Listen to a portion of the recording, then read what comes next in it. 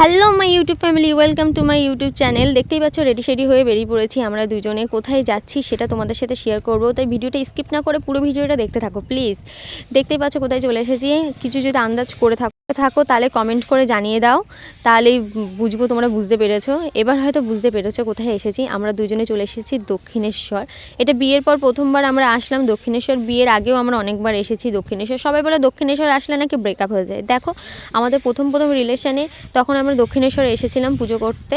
এবার বিয়ের পরেও আমরা প্রথমবারই আসলাম পুজো করতে। দেখো আমাদের কিন্তু ব্রেকআপ হয়নি। এসব ফালতু কথা গুজবে কান্না দিয়ে তোমাদের মন চাইলে মন শান্ত করতে চলে আসতে পারো দক্ষিণেশ্বর।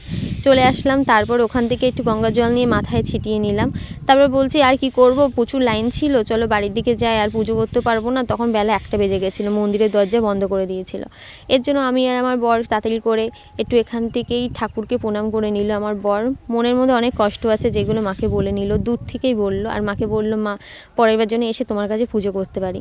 আমিও সেটাই বললাম। তারপর আমরা চলে আসছি। তারপরে দেখলাম এখানে একটা দোকান আছে, সেখান থেকে আমি বরকে একটা বললাম যে তুমি একটা রুদ্রাক্ষর ব্রেসলেট নিয়ে নাও, তাহলে দেখবে সব কিছু ভালো হবে, যা যা খারাপ হচ্ছে। এবার ও সেটা নিতে রাজি হচ্ছিল না, বারবার রিকোয়েস্ট করার পর নিল। তারপর এই আদিযোগীটার খুবই পছন্দ ছিল, সে আদিযোগীটাও ও নিতে চাইলো, কিন্তু নিল। তারপর দেখি রুদ্রাক্ষর মালাটা ছিঁড়ে গেল।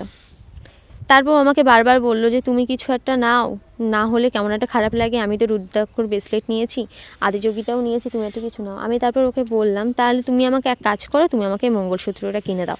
বলছে ঠিক আছে তাহলে তুমি নাও। আমি ছেলেটাকে বললাম মঙ্গলসূত্র দিতে, ছেলেটা নিজের হাতেই দিল। পছন্দ হয়তো আমি করছি, দেখো মঙ্গলসূত্রটা ছিঁড়ে গেল। ও কীরকম মঙ্গলসূত্র দিয়েছে আমি জানি না, সব কিছুই জানি না কেন খারাপ হচ্ছে।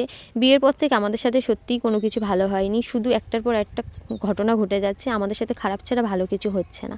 তারপর ও বললো তুমি যেটাতেই হাত দিচ্ছ সেটাতেই খারাপ হচ্ছে। আচ্ছা কী করবো বলো, যদি খারাপ হয় তা আমার কি দোষ? তারপর ও কী করো যে ঠিক আছে চিন্তা করো না, মঙ্গলসূত্রটা আমি ঠিক করে তারপর তোমাকে পরিয়ে দিচ্ছি। আচ্ছা ঠিক আছে দাও। বিয়ে তো একবার বাড়িতেই করেছো, আর একবার নয় মঙ্গলসূত্র পরিয়ে আমাকে তুমি বিয়েটা করে নাও। বলছে ঠিক আছে। তারপর ও আমাকে পরিয়ে দিল মঙ্গলসূত্রটা। দেখো আমাকে পরিয়ে দিচ্ছে, রাস্তা দিয়ে মানুষজন যাচ্ছে আর দেখছে, আর আমি ওকে বলছি দেখো সবাই তাকিয়ে তাকিয়ে দেখছে। আমার কি হাসি পাচ্ছিলো আর কি লজ্জা করছিলো তোমাদের সাথে সেটা বলতে পারবো না। এবার যাই হোক আমাকে পরিয়ে দিল। পরিয়ে দেওয়ার পর এবার আমরা তারপর বলছি কী করবো, চলো বাড়ির দিকে যাওয়া যায়। এই ভিডিওটা আজকে এই পর্যন্ত ছিল। ভালো লাগলে লাইক কমেন্ট শেয়ার করে দাও। Tata, bye bye.